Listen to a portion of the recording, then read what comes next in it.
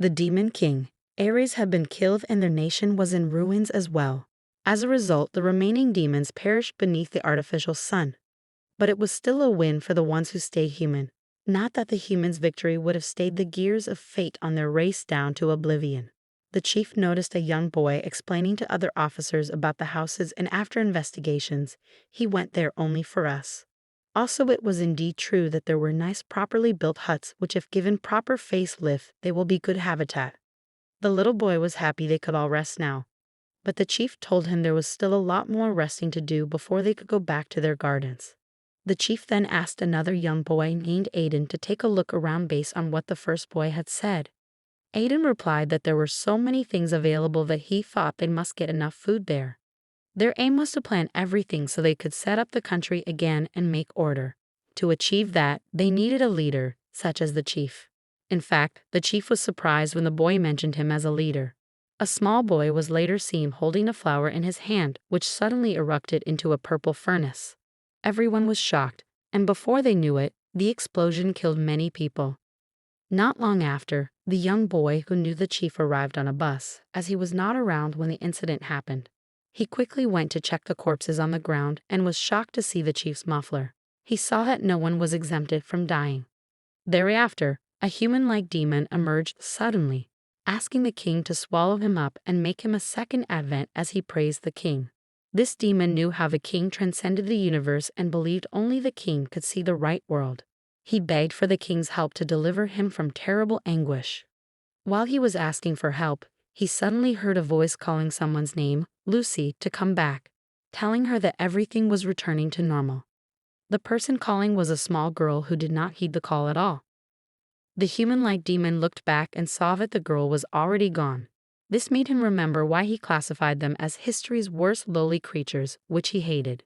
The young boy from earlier, who was with the chief from the beginning, was still sitting down, thinking of what to do, even though he knew it was the end as there were no more revelations.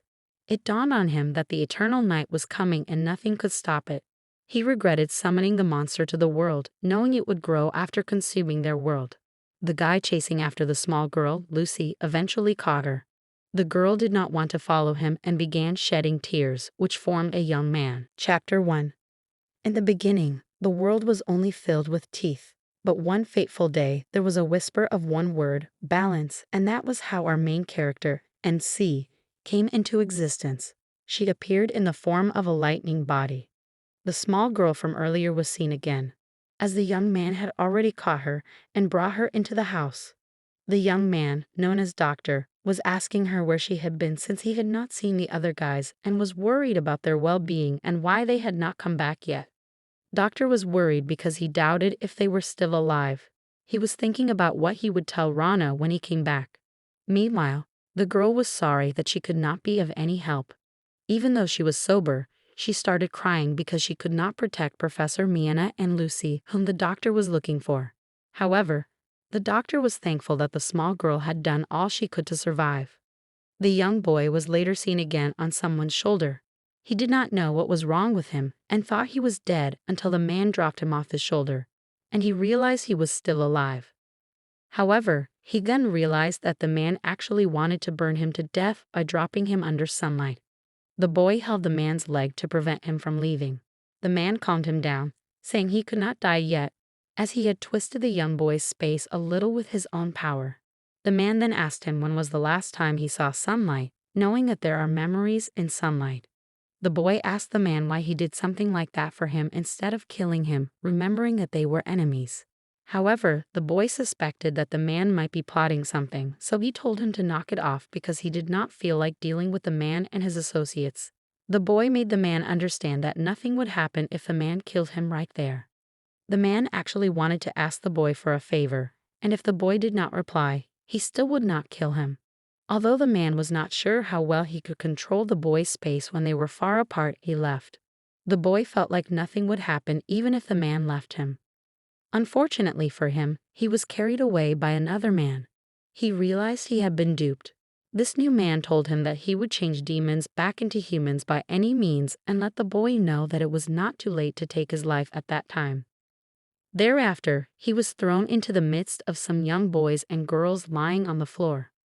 There, he saw a man whom he thought had died but noticed that blood was still flowing in him. Chapter 2. The man in dark glasses who carried the boy away was seen driving recklessly on the road. But he stopped the car all of a sudden, as he noticed everywhere seemed dark, so he tried to observe the surroundings and detected that there was ash all over the ground. Then, the young guy from earlier who was asking a boy for a favor was seen again as he asked the man in dark glasses to follow him. But then the man replied that he cannot drive anymore due to the low visibility caused by the ash. Therefore, he is going to need the young guy's help. The man then asked if the guy was close to the military guys, as he had no idea of what was going on right then, because he could see some bodies lying lifeless on the floor. Although the man was under Aries for a long time, he claimed to know nothing. All the while he was talking, he expected the young guy to reply to him, but he did not get any response, and that made him check if the guy was still in the bus with him. To his utmost surprise, the guy had fallen down, and that shocked the man because he did not know how that happened. He quickly rushed to him to check if he is fine, but the guy addressed the man by his name, White, telling him to wake him up if he fell asleep, because there is not much time for them. The guy eventually fell asleep and White tried to wake him up, but he did not wake up. That made White think of different things that might have happened to the guy. He still kept on trying, and later on, he began shouting close to the guy's head. Maybe he would wake up, and he eventually woke up due to the loud noise White made. Then White asked him why he fell asleep so easily, but he did not reply. Rather, he only told White that Aries is dead. And White wanted to ask for more details about how it happened, as it seemed that was what the guy sent to check when he fell asleep. But the guy told White not to ask him for any details, as his heart was not in a good state right then. However, White was even happy that King Aries was dead, as he could remember how days under him were hell, so he told the guy, whom he called Shay, that it is better as Aries eventually died. Even what White said about Aries was true, as Shay confirmed it, but White did not believe him, as he was unsure that Shay could think that way. He then let Shay know about how much Aries hated him, as Aries has always tried to look for any way he might take to surpass Shay or how he can kill him. Therefore, White asked Shay to forget about Aries, as he was a real bad guy. Shay, listening to all what White was telling him, he could see that it seemed White was comforting him, but White actually meant that he should forget about the bitter mistakes he has made in the past with Aries, and instead they should move on. As White still saw that Shay was sober, he then asked Shay to let them leave, since it was Shay that said earlier that they did not have much time. The human-like demon appeared again, in front of a bright light, asking a man, Luciel, to reveal his real form, as he knew how Luciel had twisted Michael's noble sacrifice and also stole a soul's life. Therefore he told Luciel that he would receive the wages of all the sins he has committed. But Luciel rejected it, letting the human-like demon, who happened to be his father, that he does not fear his father anymore. Chapter 3. Luciel then explained how that world they are in was of great existences, exhibiting both light and dark, that one can even call the home of Lord Darklessa. However, he made it known to his father he cannot actually stop his father from sending him there. Instead, it happened to be what he was hoping for. Then he started fighting with his father, as they both used striking light, but Luciel added dark power to fight his father, which worked at a point, as it pushed his father back a bit. He himself could even feel the great dark power, as it just destroyed hundreds of billions of galaxies, whereby he hoped his father's world was among them. While fighting, he made his father understand that his father has made an idiotic choice, as he could see that his father can trade hundreds of millions of worlds and allow their energies to be destroyed in exchange for the world. But then he reminded his father he is still his father's creation, which is a partnership between light and dark, and therefore he would make his father pay for the price. However, his father did not understand why Luciel loathed his world, and he replied that the world his father made can never become eternal, as the balance has started to shift. Thereby, his father's world would soon be placed on the scales of destruction. What Luciel said made his father also prepare his mind to put his life on the other side of the scales. In a forest, a young guy was seen wandering around the forest, as he did not know how he got there, because he could not remember anything. Just then, he saw a man wearing a hat, sitting on the ground in the forest, and he easy to ask the man for help, telling him how he had lost his way. The man did not even respond to him, Instead, he stood up and asked the guy who lost his way if he could help him plant some trees. When the man asked the guy this question, the guy was lost as he did not understand what that was for. Later on, he agreed to help the man plant some trees, and they started doing so. A haiku was planting the tree with a man. The man saw how he was holding the tree, so that prompted the man to ask if that was his first time of planting trees, and he replied that it was.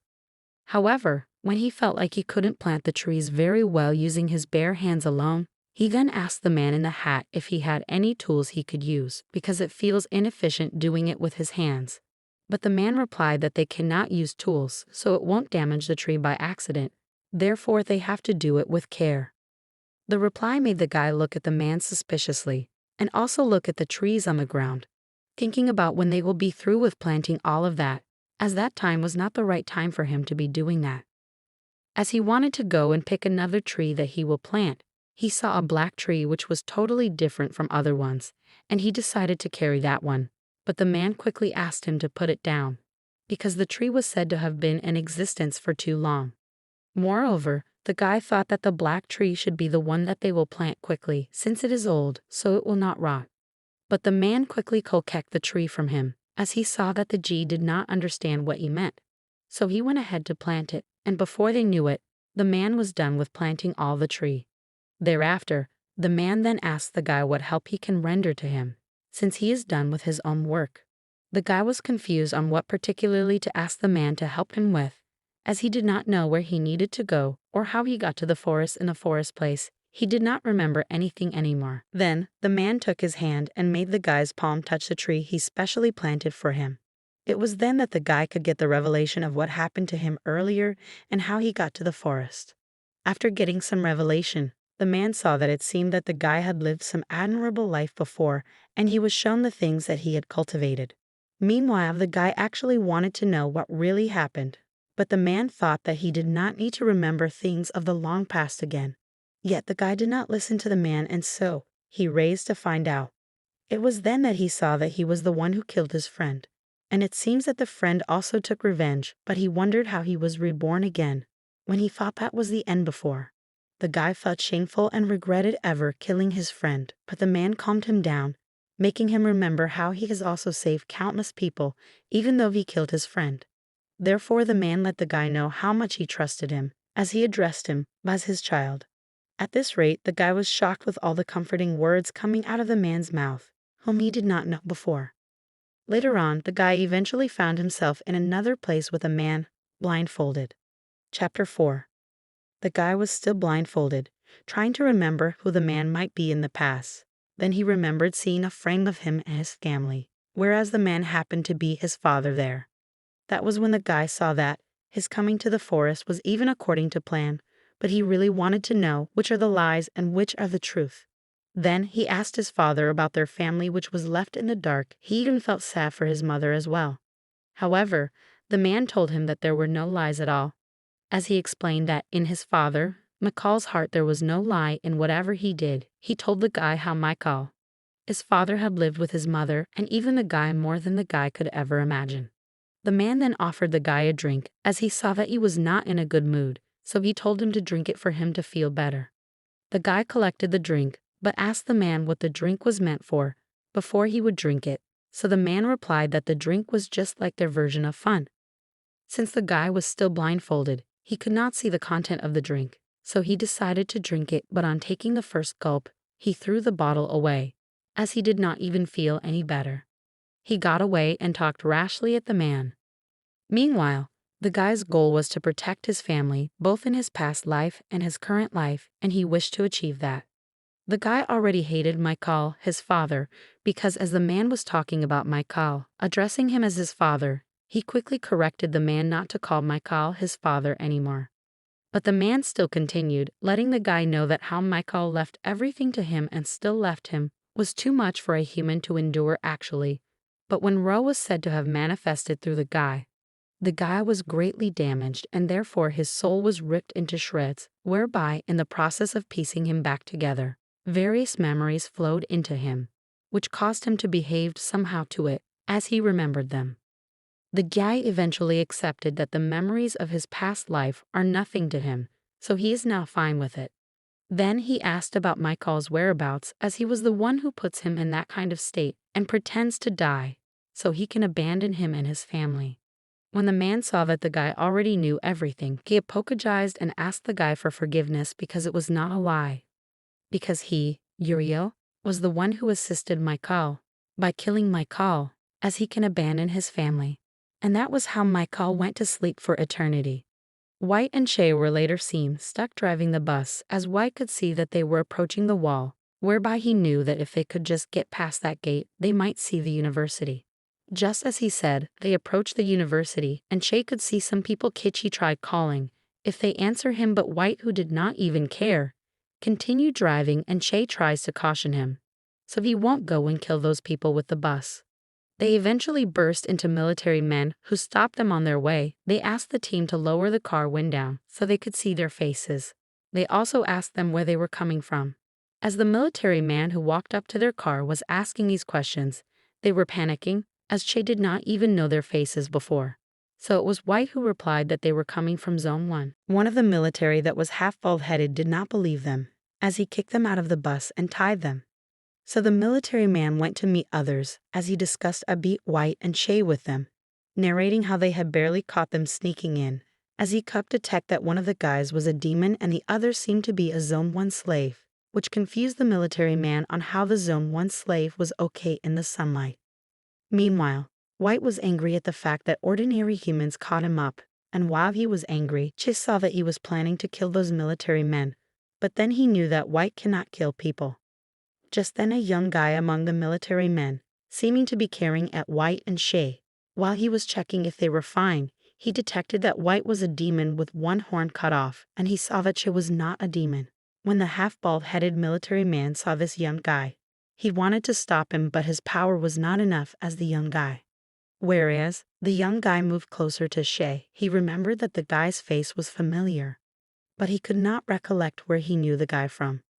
Before he knew it, the guy already brought out a gun, pointing at White, as he wanted to kill him, because he did not want Shay to hang around demons. Before the military man could stop the guy, he already pulled the trigger, and shockingly enough, he shot Shay's hand instead of White. However, it was Shay who intentionally put his hand there, as he did not want White to die. Claiming that he is his friend, even White did not expect that Shay would save his life, because he already thought he would die. Chapter 5. The military men were all shocked, as they could not believe their eyes, that Shay could catch a bullet with his hand. Meanwhile, what Shay did made the guy realize that Shay was not a human, and that really pained the guy so much. However, Shay was not even remorseful for deceiving the guy, as he did not consider it important enough. All that he kept on saying was that he did not have much time, and that he did not want to fight the guy right then. Immediately, he carried White on his shoulders and decided to leave, but they were stopped by the military men, in which Shay kept warning that he did not want to fight with. Just then, the guy wondered what could be inside the truck. They drove to the place, and before he could run to the truck, they already opened the truck and brought out all the children. But Shay asked them to all put down their guns because he would not allow them to lay their hands on those children. Meanwhile, the young guy, who was a military man, questioned Shay on how possible it was for those demon children not to get burnt in sunlight, and also asked him what he was going to do with the children. Shay did not reply to the guy. Instead, he only let the guy know that the children are hairless to humans, so they should not bother to kill them, rather they should release them. When he said that, the guy did not believe that demons would not harm humans, and even other military men also supported as well. As they talked about how demons do waste lives, one of them did not even believe that those children are actually kids, because if they stole people's lives, they are not considered with their age again, as they might be adults in children's bodies. They all disagree with Shay that the demons must not be allowed to be released into their world. In fact, even if they are kids, they still want to kill them, as they may later grow into harmful beings. Shay still kept on trying to explain things to the military men, that the children are innocent, but none of the military men wants to hear his story again. Shay did not give up. He started pleading with the military men to give the children a chance, all to no avail. Whereas, all the while Shay was begging the military men, White was hearing them, and he got anew to an extent that he changed his form totally, then started using his power, fire, to attack all the military men, Some tried running for their lives as they could see that he has become a monster, which he agreed, but did not stop killing them. Thereafter, a voice spoke to White, telling him to stop killing them and not committing any sins anymore. Despite that, in the end nothing changes. White eventually stopped killing them as he asked if others would still get in their way again, and the young guy immediately replied that they will leave them, because he already broke their guns. So there's nothing for them to fight him again. Meanwhile, White knew that it is not like the military guys actually want to leave them, but the fact that they cannot just stop them again. Chapter 6. After Shay and White had left with the children and truck, the military men were the one cleaning everywhere that was messed up. Actually, the young man followed Shay to the hospital where he was being treated, and it was then that the man realized that the young guy still wants to stop them because he follows them anywhere. So he tried making the young man understand that he is in support of humans, and therefore he would not let anything harmful befall humans. The young guy then replied that earlier when many Yuwa died due to White, no one will understand if he was trying to protect the humans or not. But then she understood what the young guy was trying to say, and he also made the young guy realize that he is fine, even if it was only the young who understood him. Not long after, the doctor finished treating his palm, and he went out to meet White, who already found it meaningless for him to receive treatment because he felt like they did not have much time for that, and they might be delayed. But since he already received the treatment, he then asked Shay to let them go. However, White brought up a discussion about Che, as he has been noticing the fact that wherever they go, everyone lives White, which is because he is kind to everyone unlike him. And he noticed that especially when those people are humans, then Che overlooked anything they did to them wrongly. When Che saw how White had been commending his good deeds, he then appreciated White as well, calling him a good person too. But White already considered Che as a philanthropist, whereby Che did not actually expect anything from White. Just that Che was certain that if White had not met Ares, he would have surely become a fine adult. What Che said made White tell Che that he is already over 100 years of age, and Che saying something like that to him made it look ridiculous to him, so Che apologized. But White did not see any reason for that anyways. The next morning, the military captain was seen as he just woke up, asking his guys about what happened to the demons, Che and White, that they said they caught. Surprisingly, one of his military guys replied that he was the one who asked them to let the demons go, and in fact, they were just returning back from sending them off. This shocked the captain, as he could not remember when he said that. The captain did not bother himself too much, as he knew that even if the demons went to Zone 3 or Zone 4, he was quite sure that the military men there would take care of them. So his other guy asked him about the solution to the communication issues they are having with Zone 1. Meanwhile, the patient was surprised that they are still yet to contact Zone 1. Although one of his military guys knew what caused the communication issue was due to a giant flash of light that occurred which made communications with several camps to have been disconnected. Therefore, they suggested that they would have to make a search party, which the captain was fine with. Also, the demon suppression was said to be almost completed, and therefore it is time for them to do things for themselves. As the captain also knew that the demons might be secretly planning to get food or military supplies, and so, if they keep being too considerate, it's likely they won't be left with anything when the war ends. Therefore, he made it known that the likes of demons are not their enemies anymore. All of a sudden, there was a commotion in the sky, and before the military guys would know it, there was already a hole in the sky. It shocked everyone, and immediately, the hole emits out a purple furnace, which surprisingly happened to be Ra's doing, which even Lucio did not imagine that Ra could use that kind of method, and therefore he told the man that was with him, Soret, that they would also be fed to the scales if they act rashly. However, Lucio wanted Lord Darklessa to be completely released, which will happen soon, so he told Soret to let them leave the world to her when she arrives. But Soret and the other guy that was there also disagree. Therefore, Lucio asked them to find something else to eat, as he let them know that they can fill their bellies with the head if those arrogant angels who obstruct their way. Soret and the other guy make the move to eat him, but he told them that he was not referring to himself, but other angels. Chapter 7. A small youngster by the name of Gabriel was observed calling upon his creator, Lord Ra, and pondering the possibility of what could have happened to his god, who had lost his light. Reynald, another servant of Ra, questioned Gabriel about whether or not what Gabriel had said was in fact the truth, and Gabriel affirmed that what he had said was, in fact, the truth. He explained that the light of Lord Ra had diminished, and as a result, he was unable to see anything. This was demonstrated by the fact that he was able to see. For Reynald to have complete confidence in what Gabriel had to say, Gabriel validated it from Uriel, who possessed eyes that were similar to those of God. Gabriel felt that Uriel ought to be aware of what he was saying, which led him to consider the possibility that Luciel had ultimately prevailed over Ra.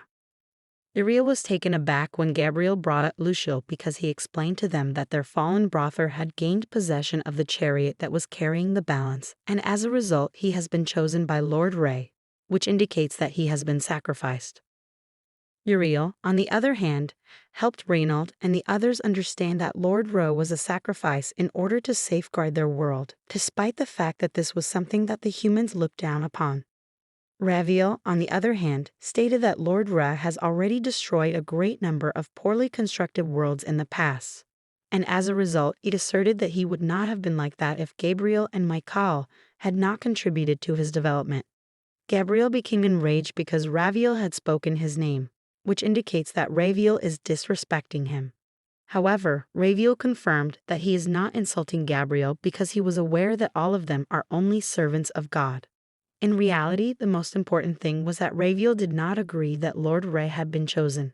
As a result, Gabriel was attempting to convince Raviel of the truth, which is that Lord Ray has been chosen, and that these individuals must not have any doubts about him.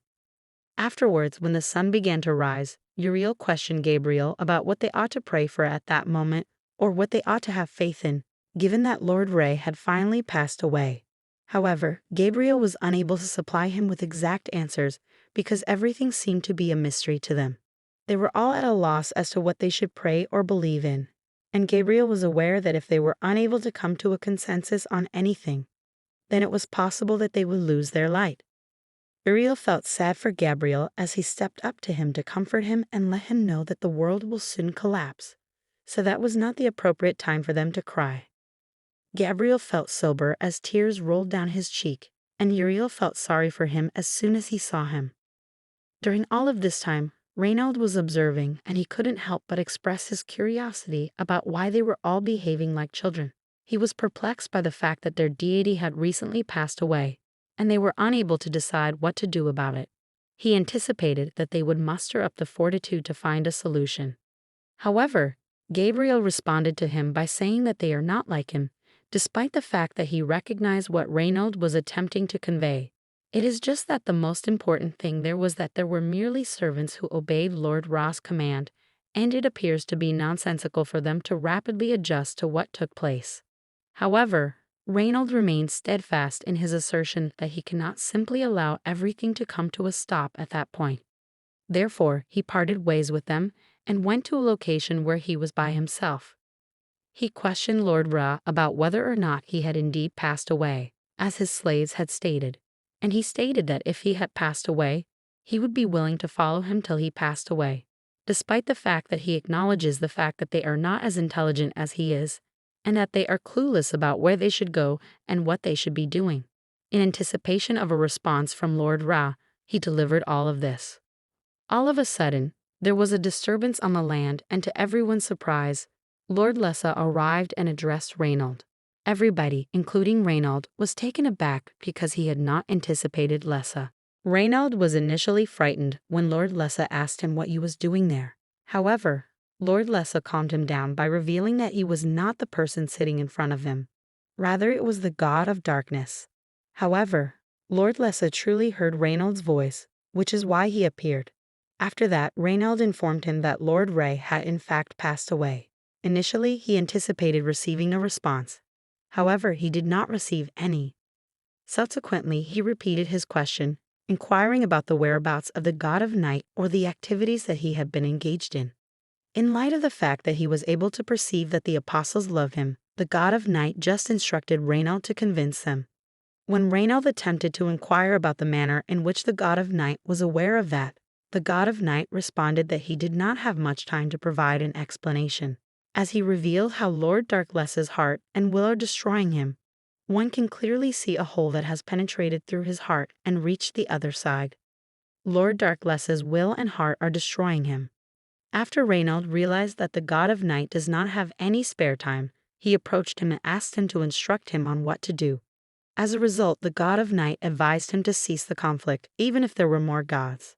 He also helped him realize that people currently live in such a manner, and that he should therefore refrain from engaging in conflict. Chapter 8. Reynald came and called her out, letting her know that he had brought the answer that she desired to hear. Gabriel had already knelt down, but she was still crying at the time. On the other hand, Gabriel insisted that Reynald should simply assist her by fighting through the conflict alongside her. Gabriel did not receive any response from Reynald. He suggested that he go. Nevertheless, Reynald inquired of him as to what he was praying for, while Gabriel reiterated that Lord Ra is a god who made a sacrifice for them, as well as for their family and friends. Eventually, Gabriel was able to comprehend the magnitude of the things that he had lost, to the point where he no longer had anything to lose. Therefore, he is the same as every other human being. In addition to this, he endeavored to make Gabriel comprehend the reality that people have been fighting from the beginning of time till the current day, including those who did not believe in the existence of gods. On the contrary, human beings have faith in one another. Despite everything that Reynald had to say, Gabriel was not persuaded. He continued to claim that they are nothing more than shadows of Lord Ra, and as a result, he and the other servants are distinct from Reynald, which caused them to think in a different way.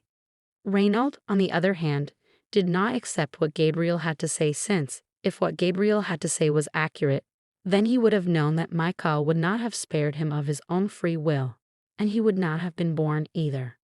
During the time that he was still exchanging words with Gabriel, Remiel entered the middle of their conversation. As was to be expected, he joined forces with Gabriel to take a harsh stance against Reynald. They all detested Reynald for thinking differently than they did, given that he is a human being. As a result, Remiel came to the conclusion that they would be extremely devoted followers and would accompany Lord Ra wherever he went or whatever he did. After then, Reynald, who had been listening to Remiel the entire time, questioned Remiel why he had not passed away due to the fact that Lord Ra, their god, had passed away. In addition, he was distressed by the fact that, ever since Lord Ra had passed away, Remiel and the other individuals were unable to take any action to safeguard the things that were of great importance to them. This was due to the fact that they were cowards, in contrast to humans who were more courageous than they were. In reality, Reynald anticipated that they would care for Ra's legacy, which was deteriorating into ashes, as well as the scoundrel who was responsible for Ra's death. As a result, he decided to leave them alone if they did not show any interest in the matter that he had stated. In point of fact, Gabriel inquired as to whether or not he was referring to human beings when he spoke Ra's legacy, and Reynald responded by saying that he meant it, and that he meant that to include the servants as well, for they are all creations of Ra. After hearing what Reynald had to say, Gabriel became interested in the situation and promised to engage in combat with Reynald, declaring that he would accompany him wherever he went. Remiel was taken aback by Gabriel's response because he had not anticipated receiving such a smasher from Gabriel. Raviel, on the other hand, was pleased with Gabriel's performance. As a result, everyone sat down, and Raviel lit a fire, which kept them all warm. This prompted Remiel to recall the life that Lord Ra had led. Just at that moment, Raviel caused Remiel to feel the heat of the fire as it was getting closer to him. He was unable to keep it to himself as he begged Raviel to forgive him. He realized that he had upset him since he was a father, but he had not been following him the entire time. However, the flames turned in the direction of Raviel, which caused Remiel to become enraged. Remiel believed that Reynald intended to kill his father. Reynald just used his leg to drive the fire away from Raviel. However, his father advised him to take a deep breath and calm down. During this time, Reynald inquired with Uriel about the manner in which Lord Ra had actually passed away, as he was unable to comprehend the significance of the balancing carriage. This was the manner in which Uriel explained the balancing carriage, which was that on that universe, there was an infinite number of dimensions and an infinite number of worlds, in addition to an inconceivable amount of energy, so much so that it was believed that the entire universe was connected to one another for some unknown existence in perfect symmetry. As a result, Uriel related how their Lord Ra had given that existence the names balance and equilibrium, because on a smaller scale, it is said that humans go from birth to death. But on a larger scale, It is said that the formation and extinction of worlds, as well as the culmination of endless brightness and eternal darkness, are the two absolute existences that are being weighed. While this was going on, Reinhold asserted that he was aware of the fact that Ra places a high value on equilibrium, but he was unable to comprehend the reason behind his decision to weigh himself. Therefore, Uriel said that if the equilibrium was disrupted, things that complement the additional weight were either cancelled out or they may even be born, which is how the cosmos began. This was the way that the universe began. After hearing the account that Uriel told, Reinhold came to the realization that it was Lord Ra who had sacrificed his life for that world. With this realization, Reinhold believed that it was an excessive amount of a loss for Lord Ra to have given up his life for that world. On the other hand, Uriel stated that the only thing that might possibly be a tribute to Lord Ra is the life of Dark Lessa. This is due to the fact that while it would prevent the collapse of the planet, it would most likely delay Dark Lessa's resurrection. Reinhold, on the other hand, was able to determine that Lord Ra might have considered beyond what Uriel thought, according to the weight of light and dark, because he was of the opinion that there must be something else to it, mostly due to the fact that there would be anything that would make the world of light lighter. Uriel was even made to remember by Reinhold that Dark Lessa had been starving for millennia, and as a result she would not have quite as much control over the cosmos as she would otherwise. Considering that he also mentioned that the objects that are related with light will need to be made lighter, Remiel stated that the only possible cast for that would be destruction. Since Reinhold had already discovered a number of subjects that he was interested in learning, he subsequently requested assistance in locating Lucio. In contrast, White and Che were seen, and as White was already asleep, White made an effort to rouse him from his slumber by informing him that they had arrived at the location where they were headed, which was Hace. Chapter 9. On the other hand, White was curious about what Che intended to do with a facility such as Hace, which was identified as a college where the most intelligent children from Hexagon Island attended. After that, Dark Lessa suddenly materialized and took She on his shoulder before bringing him down from the bus. White, who was unfamiliar with him, attempted to chase after him, but he was unable to catch up with him during his pursuit. In light of this, Dark Lessa and She make their way towards the building as they come across a young man whom they have dubbed Curly and who is dying from his hair. During the time that he kicked Curly, Che was still supported by his shoulder. Che inquired as to whether or not Curly still remembered him, but Curly said that he was unaware of who Che was. Exactly at that moment, Che recalled that Curly is a pair of redheads, which gave him the assurance that they have arrived at the appropriate location. As soon as Lessa discovered that Che knew him, he was taken aback and inquired about the manner in which Che was acquainted with Curly. Later, Che was discovered in the hospital with Curly and White. The nurse had believed that Che had passed away, so they questioned Curly about what he had done to Che. However, Curly responded that he had not done anything to Che. White was the one who gave them the explanation that Che is not seized, but rather that he is asleep and that it is impossible to rouse him up while he is sleeping. The nurse was perplexed owing to the fact that she was not familiar with such type of slumber. After that, the nurse requested that Curly bring the fumagazole and inject Che with the liquid. However, when Curly was about to inject Che, he became aware that Che is not a human, and as a result, he questioned whether or not the fumagazole would be effective on him. Che woke up, and everyone was thrilled because they informed him how frightened they were when he did not wake up on time. He summed up his courage and tried it, and it was successful. When this was going on, he also believed that he would never wake up again. As a result, the nurse inquired about Rano and Lexter, and Rano said that Lexter had returned to his family, while he had spoken with Reinhold on his way back, which led him to believe that he would return soon. Then, just as Curly was about to tell him what had happened to Lucy, he astonished Curly by saying that he already knew everything. It was at this point when she explained to them that Lucy was exactly the same as him, because she had turned into a shell for Dark Lessa. As Dark Lessa's soul is now residing in Lucy in her whole, Che is the place where Dark Lessa's will and heart are located.